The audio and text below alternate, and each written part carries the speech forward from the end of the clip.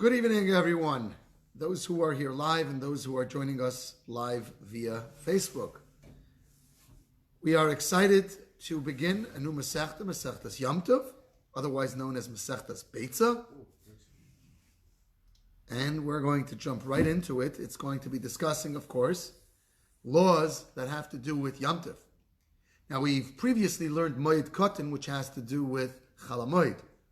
In this tractate, we're going to be learning the laws of Yom Tov itself. Mishna Aleph. Beitza shel noldu Yom Tov. An egg that was laid on Yom Tov.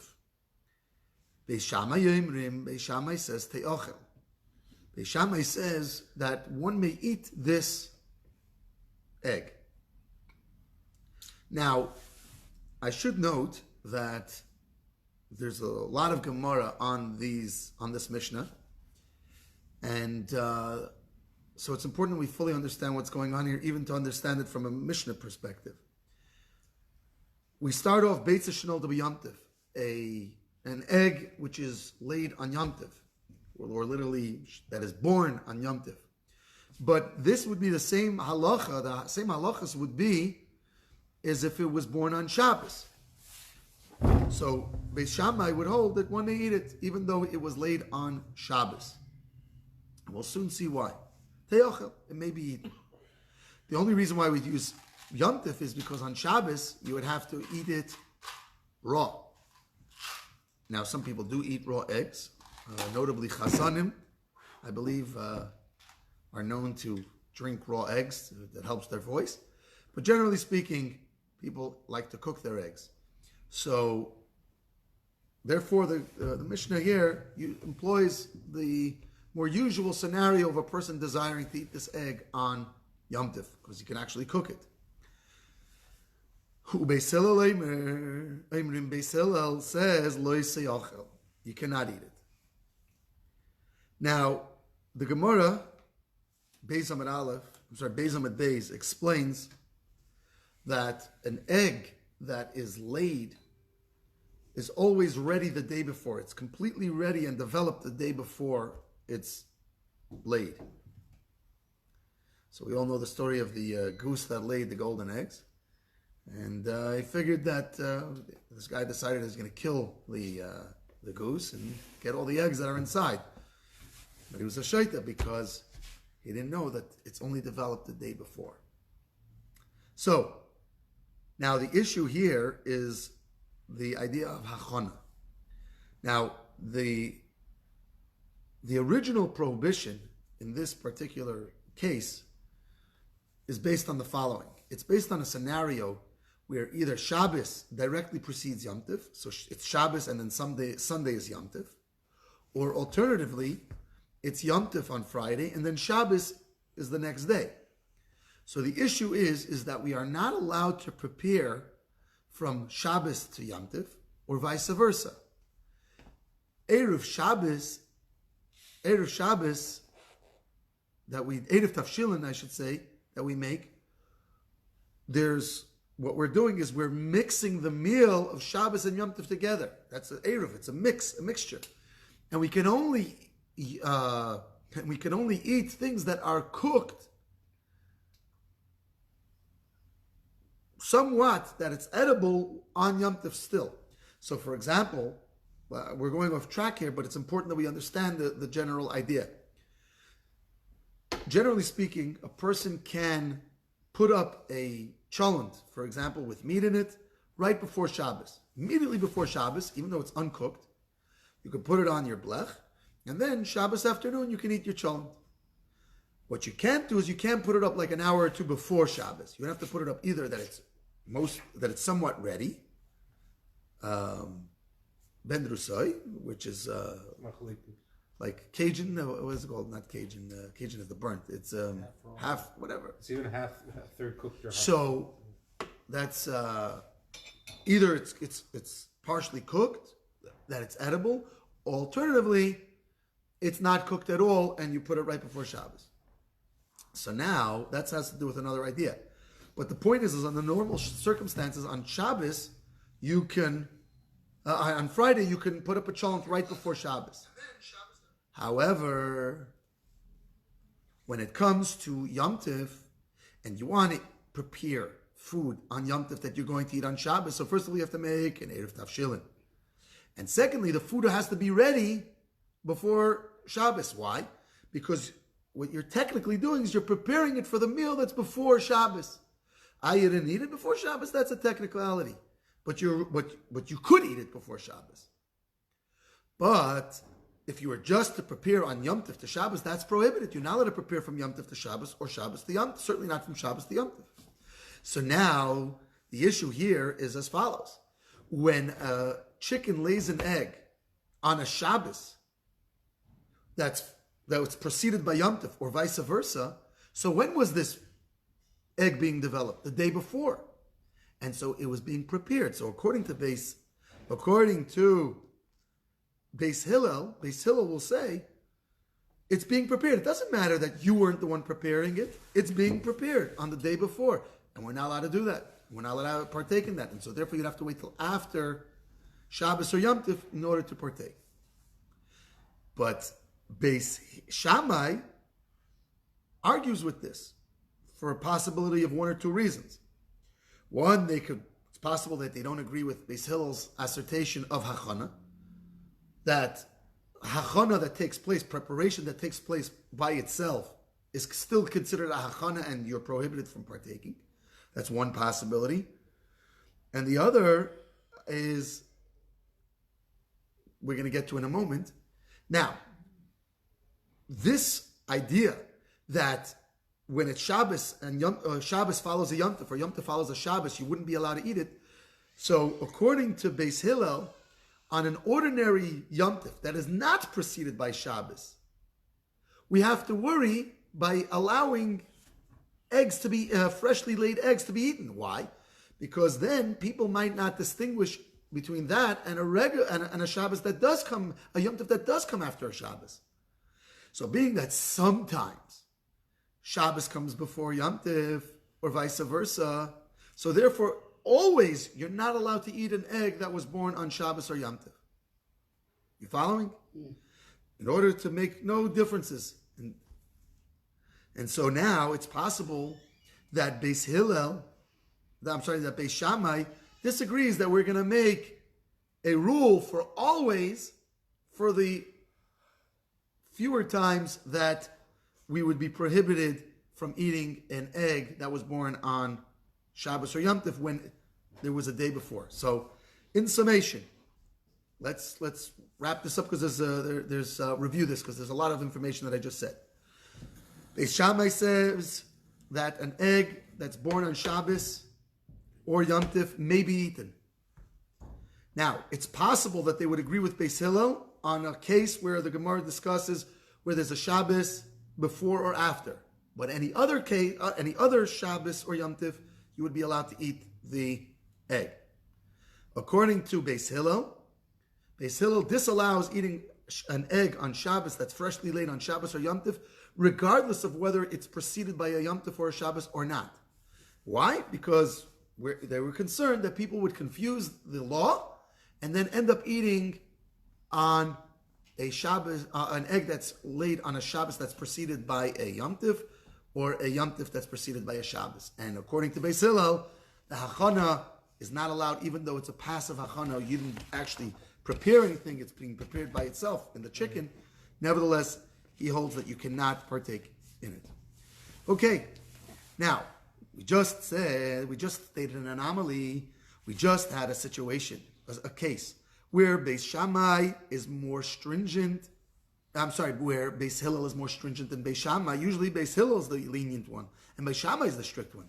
So therefore, the Mishnah goes on to tell us additional cases where Beis Hillel is more strict and Beis Shammai is more lenient.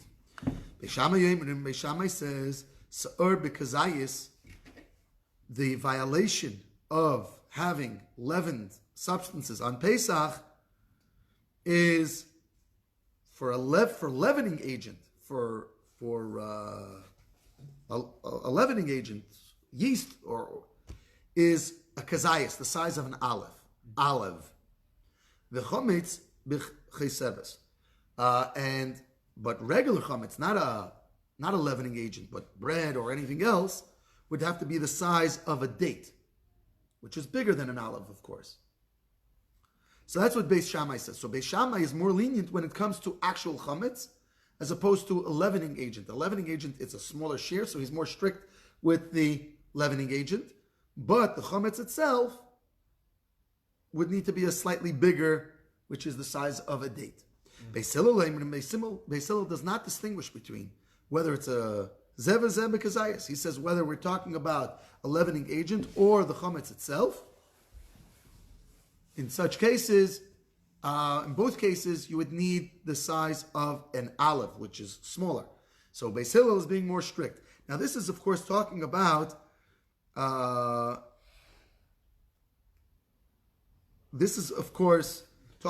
keeping it in one's possession. Everybody agrees that when you're eating it, regardless, the smaller amount is sufficient to be liable. But just to be over a bal yiroah, bal yimotza, that you're not allowed to see it, you're not allowed to have it in your house, this is where this dispute takes place. Mishnah Beis, an additional law in which Beis Shammai is more lenient than Beis Hillel, which is somewhat of an anomaly. If a person slaughters a beast or a fowl on Yom Tiv, so Beis Shammai Yemrim, beast and fowl, we have a halacha of Kisei Adam, the mitzvah of Kisei Adam. This takes place for both, for deer, etc., and fowl. What? It's not behemoths. So now it's chayas and oifis, not behemoths. Chayas and oifis, correct.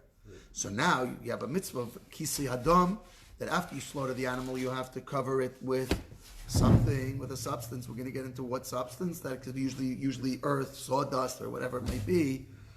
In any case, so now, what does Beis Shammai says? He says, first of all, although obviously you're not allowed to slaughter on Shabbos, but on Yom Tif, we are allowed to do many labors that would be prohibited on Shabbos that have to do with food. So it's not exactly clear how these are permitted and those are prohibited, but we know what's prohibited and what's permitted. And of course, slaughtering is permitted on Yom Tif. You could slaughter an animal and eat it. So now, Beis Shammai says, Yachber b'deker v'yachasel. So now, you need dirt, you need earth. So he says, you dig with a spade and you cover it. No problem. Beis Hillel says, Lo yishchit. If you don't have Ella, Lo yishchit, don't slaughter Elim kein hayeh lo yafar muchen b'beit yom. Unless you have prepared afar, dirt, earth, from before Shabbos, from before Yom Tiv, so then don't do it. Umaydim, however, Beis Hillel agrees that she'im shachat, if you violated this prohibition, meaning to say you didn't have the prepared earth beforehand, and yet you went ahead and slaughtered anyway, now you have a mitzvah in your hand you have to fulfill. That you should dig with the spade and cover it. And here it says she'efer kira umuchanu, but the Gemara amends this Mishnah, the Gemara on Chesam and Aleph, and says ve'efer kira muchanu. The ashes from a stove are considered prepared, because you're not digging it out of the ground. So ashes from your stove is, first of all, you're allowed to use it to cover the blood, number one. And number two, it's, even though you haven't bundled it together already from beforehand, even according to Beis Hillel, that's considered prepared. The ashes from inside your oven, and you can go ahead and slaughter lechatchila on Yom Tif, knowing that in your oven you have ashes prepared. Now, continue. Gimel. What? Well, the halacha is like... Who's the halacha like? That's a good question. Because there's only 9 times I think Beis Shammai is referring to Beis Shammai.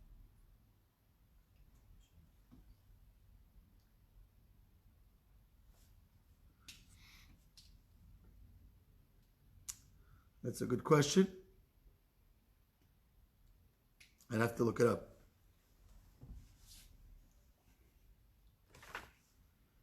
Gimel. Beis Shammai Yemrim. Beis Shammai says, Ein moilichin es asulam mishoivach l'shoivach.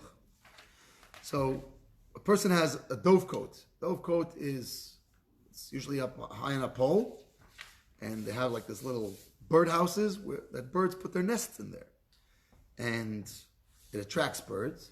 And people own the birds that are from these dovecotes, and being that we're allowed to slaughter fowl on Yom Tiv, so Beis Shammai says, Ein moilichin. Now here, Beis Shammai goes to his usual strict, and Beis Hillel is going to go lenient again. Ein moilichin es asulam l'shevach l'shevach. If a person has many of these dovecotes high up on poles, and he wants to get birds on Yom Tiv, he wants to bring them down to slaughter them and eat them. So now, if you're going to move the ladder from one dovecote to the other dovecote, so your neighbor sees you moving ladders on Yom Tiv, what does he think you're doing? You're fixing your roof, or you're fixing your building, you're doing something. It's not every day that you see Feivel, the neighbor, moving ladders around. So you're not allowed to move it from one to the next. Now, generally these dovecotes had 4 sides to it, so you can take it from one side to the next side, because there, as soon as he sees you picking up the ladder, he sees you putting it down. You're not walking a distance. So right when he sees you moving it, he sees what you're doing. You're moving it from one side to the next. But Beis Hillel says, we don't have to worry about the Marasayan here.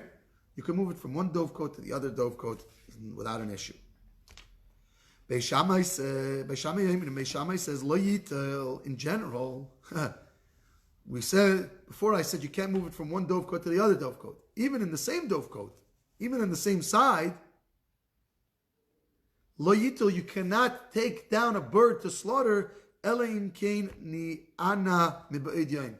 Unless before Yom Tif, you climbed up, and you picked up, okay, this guy, this one looks good.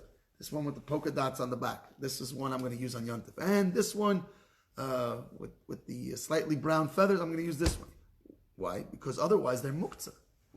The fact that they're up in the dovecote are not considered in your possession, mamish. And so they're not domesticated.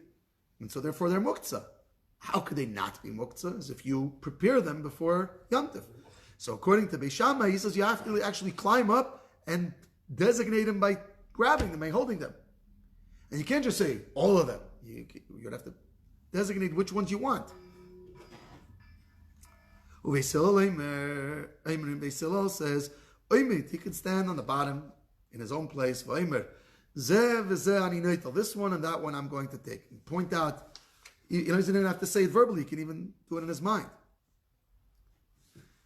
And so therefore, since he thought, okay, this one and that one, he would have to be able to identify which ones he's preparing. And then he can go up on Yom Tif and bring them down and slaughter them. Now, Dalid. What happens if one flies away and one flies in? Let's learn the next Mishnah. Let's learn the next Mishnah. It's a Gemara question. It's a great question because, and that's why it's addressed in the next in the next Mishnah. Zimin shchorim u'matzah lavanim. Zimin shchorim u'matzah lavanim. If a person prepared, he designated black birds. Now he comes up on Yom Tov u'matzah lavanim. He finds white birds. Lavanim u'matzah shchorim, or the opposite. He prepares white birds. He says, these are the birds I'm going to use. And he finds black birds. Shnayim u'matzah shloisha. Or if he prepared 2 birds, and he comes up to this dovecote, and now there's 3 birds all of a sudden there. Asurim. In all of these cases are asur. Why? Because it's apparent that these are not the birds that he prepared. These are other birds. Now, if there's 3, we don't know which one he prepared. So which one is the odd man out? And since we don't know, they're all asur. Shloisha matzah shnayim. What happens if he prepared 3 but he found 2? So we assume that one of them flew away. Mutarim, therefore the other 2 are mutter.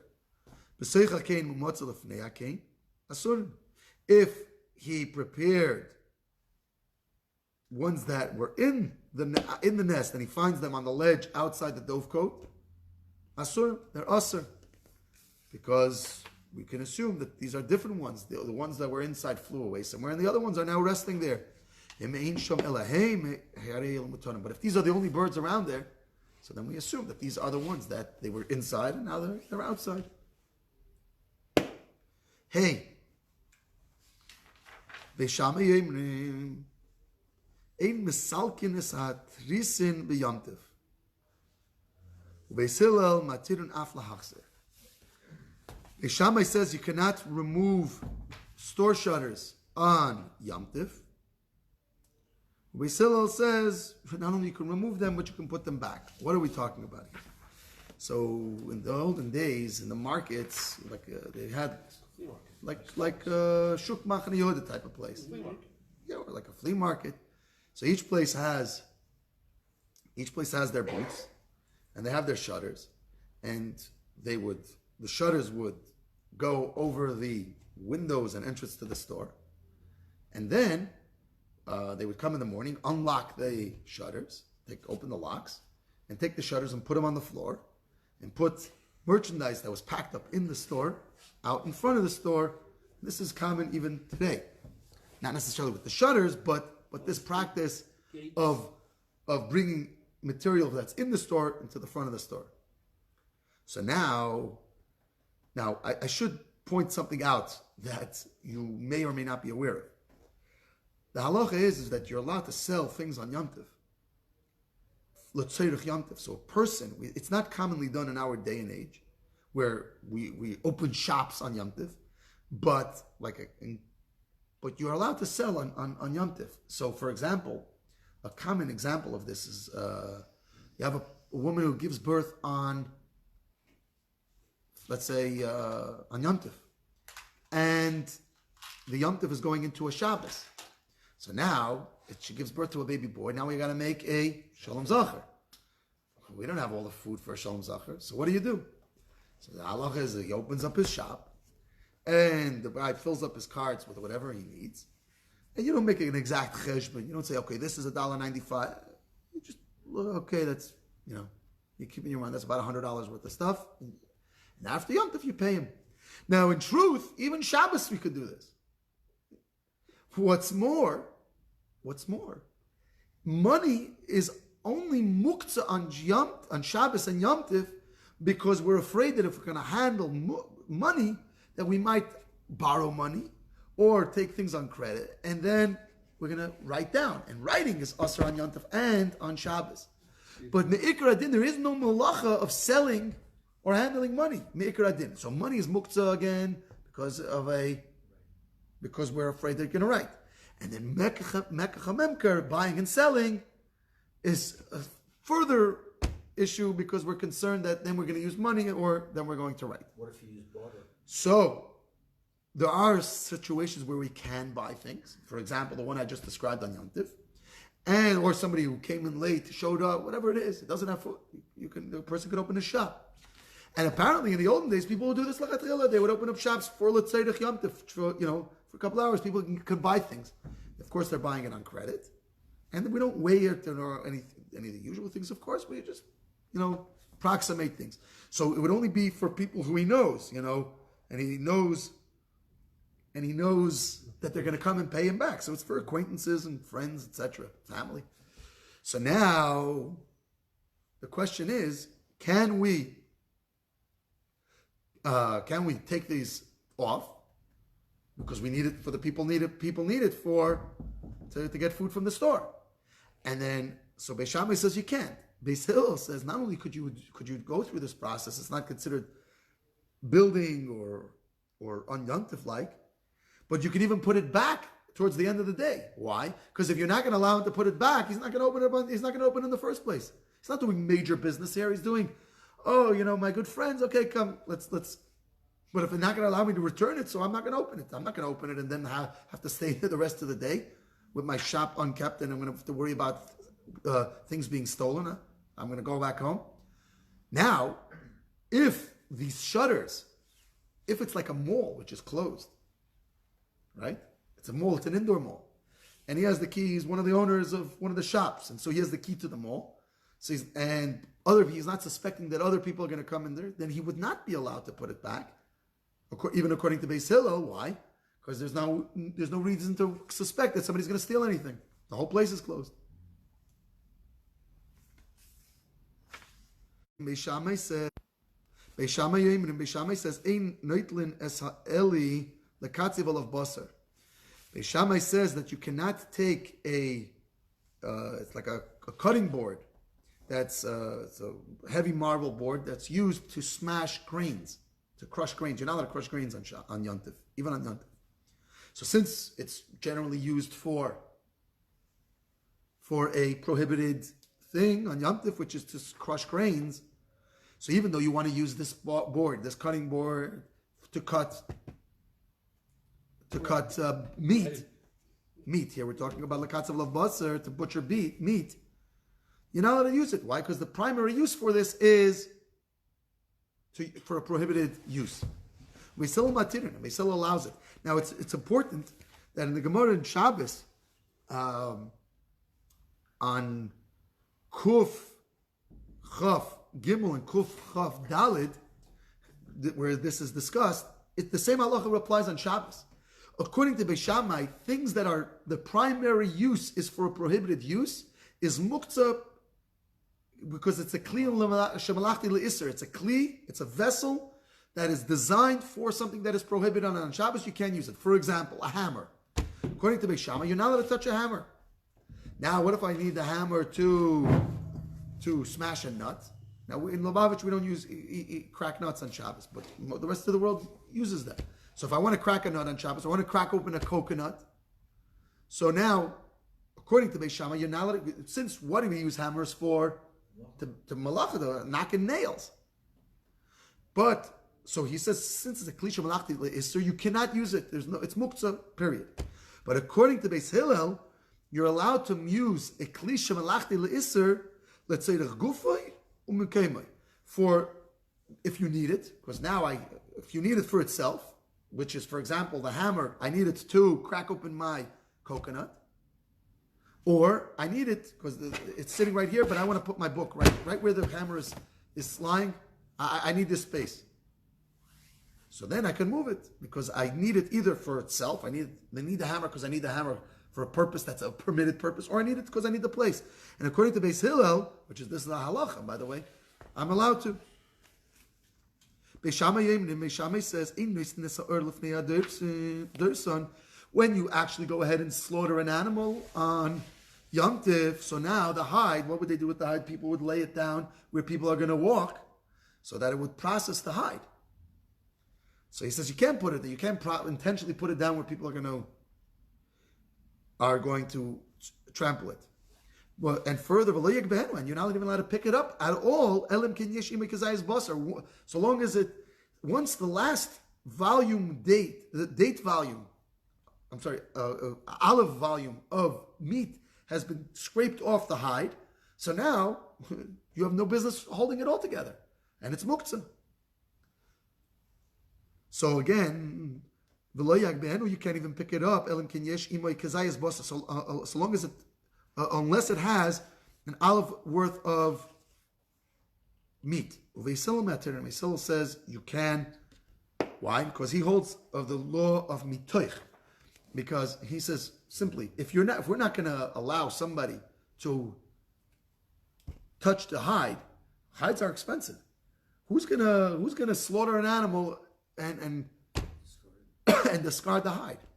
It's going to prevent him from slaughtering the animal in the first place. It's a big loss. Beis Shammai says, "Ein mitzin loy es ha koten v'leis halulav v'leis sefer Torah l'rishus harabim." Beis Shammai says that on Yom Tiv, carrying on Shabbos, of course, rishus you're not allowed to do. On Yom Tiv, he holds that it has to be only what? Food. Because when do we allow malacha on Shabbos? For food. But when it comes to a child or a lulav is not food. Or a sefer Torah is not food. You can't bring them from a rishus hayachid to rishus harabim. Beis Hillel matir. Beis Hillel says you can. Because once we allowed this, we allowed. Once we allowed for food, we allowed it for any other purpose. So you can carry anything you want so long as it's not muktzah, of course, on Yom Tov. And that's the halach. Is this inside and Talking about inside to outside. On Yom Tov, we don't have the prohibition whether there's an Erev around the town, whether there's no Erev around the town. On Yom Tov, you're allowed to carry. Yeah, but it's not that straightforward because I'm saying it's within the guideline. If it's like it's oichel nefesh or it's things that you need specifically for Yom Tov. Here we just said, of course, not. You can't just say like. We're going to get to Tzedek Yom Tov in a minute. But in any case, a Sefer Torah, a child, a lulav, all of these things you can carry.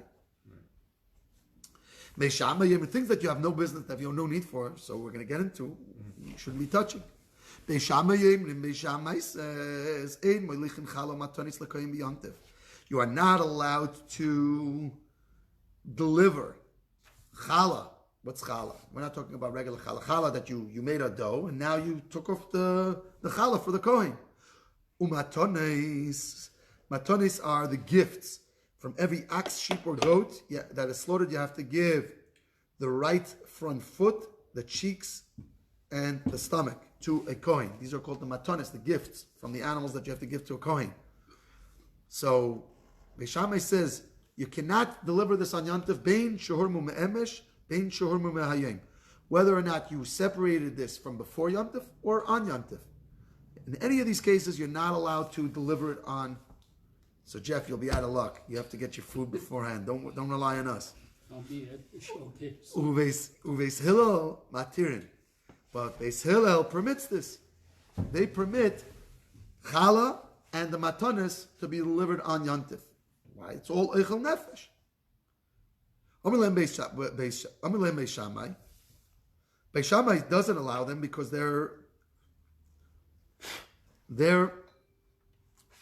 they hold that it's a gzeira shava. It's an analogy. Chala umatonis, both chala and these quote unquote gifts are a matana lakoin, are a gift to the kohen. Utruma and truma matana lakoin, and we know that truma cannot be separated not on Shabbos and not on Yontif. Kishem she'ein melichin esat truma, says Beis Shammai, just like you're not allowed to deliver truma on Yom Tov. Koch ein melichin esamatonis. Why are you not allowed to deliver truma on Yom Tov? Because you're definitely not allowed to separate truma on Yom Tov. And if a person will see somebody delivering truma on Yom Tov, why didn't he deliver it yesterday? Because he'll think that because he separated it today. And either he'll think A, that you're doing something wrong, or B, that you're allowed to separate truma and yantav and go ahead and do it himself. And so, because of this maris ha'ayin, because of this negative appearance, so therefore you cannot deliver truma on yantav. So now, Beis Shammai says the same thing. Just like you can't deliver truma on yantav, why can't you deliver truma on yantav? Because we're afraid that maris ha'ayin. So the same thing is other matones you also cannot. Beis Hillel says, responded to them, lie, he got this all wrong. You're bringing out proof from Truma, which we cannot merit to separate on Shabbos or Yom Tov. You're not allowed to do it. Could you bring the same law to the matanos, the other gifts, which we are allowed to separate on Yom Tov? Since we're allowed to separate it, there's no reason why we can't deliver it. And you can't compare one to the next. Zayin. Beis Shammai says, Tavlin, spices, nedoichin b'modich shel eitz. Beis Shammai says that spices that you want to use on Shabbos can be crushed, but you don't crush it with a stone crusher, because that's too weekday-like. And we want to give a change here so that you don't get to get into the weekday mode. So what can you crush it? So nidoichin b'modich shel eitz, you can with a wooden pestle you can crush it. But On Shabbos, of course, you're not allowed to crush it. But that's what I. yeah, we're talking about Yom Tov.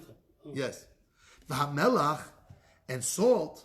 Salt, you should have no business crushing it on Yom Tov altogether. Why you should have prepared it beforehand? Spices are fresher when you crush it right away.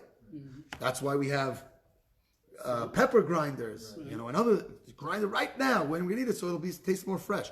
But salt Salt is the same salt before, during, and after. Salt doesn't change. And so va'melech. So now you didn't do what you did. So bepach with a flask, or Beitza porud, or with a wooden mixing spoon. You could just not with a pestle altogether. And is more lenient. Tavlin adeichen kedarkan. B'modich shel even. Spices, because you want it fresh, and we want you to have it fresh, so you can do it in the normal way with a stone pestle. But melach, but salt, which technically you should have done beforehand, there we make you switch, and you have to crush it with a wooden pestle. So he's a degree more lenient. If a person who is separating kidneys, beans, pulse on Yom Tif, Beishami says you can only separate a little, eat. Only what you need right now. Beis says, Beis says you can separate in the normal fashion, but not completely normal. In your lap, or into a basket, or into a large plate. But not with a fine sieve and not with a coarse sieve. In other words, you can't do it in the absolute usual way. You can't crush it into fine. You can also rinse it, the pulse, and and skim the chaff, which means you can do. This is the point of the of Beis Hillel, and the point of Beis Hillel says. Let's go through the three levels. Beis Shammai says you can only do a little at a time and then eat. Beis Hillel says you could do it in a little bit more normal way, but not in the usual way where you're doing mass amounts. So you have to. You can separate it, but only in your lap or into a plate, but not onto a big operation, more of a commercial operation. And Rabbi Gamliel says, and the halach is not like him, that you can even rinse it and skim off the chaff, which was usually done on a larger pot. So indicating that it's not only what you need right this minute. Right. So because it's more of a bigger operation, so even Beis Hillel says you cannot do that. Beis Shammai says, you cannot send manes. Where's the word manes from? From shalach? Manes, yeah, portions. You cannot send food on Yom Tif, ela manes, only portions that are ready food to eat. If you can send animal, a beast, a fowl, bein chayin, bein shchutin, whether they're alive, whether they're slaughtered, meaning to say even if they're raw, certainly if they're raw. We don't have to send only prepared foods. You can send wine, oils, fine flours, and pulse, but not grain. Why not grain? Because grain would have to be first crushed, and you're not allowed to crush grain on Yom Tov. Are you allowed to crush grain for achila purposes? Like no, that's the point. What if you're chewing it? Chewing it, that's a different story. But you're not allowed to crush the grain. If you have soilers, if you have flour, you can make bread. Yeah. But you can't. You can't start with the grain and now start the process on Yom Tov. No surprise, Yom Tov was coming, right? Yeah, no surprise. Yom Tov was coming. The first Mishna said the lady was pregnant and she had a baby. No surprise, she was pregnant for the last 9 months, most likely. She's going to have a baby eventually. But Rabbi Shimon matir mitzvah. But Rabbi Shimon says grain also could be sent. And the halacha is,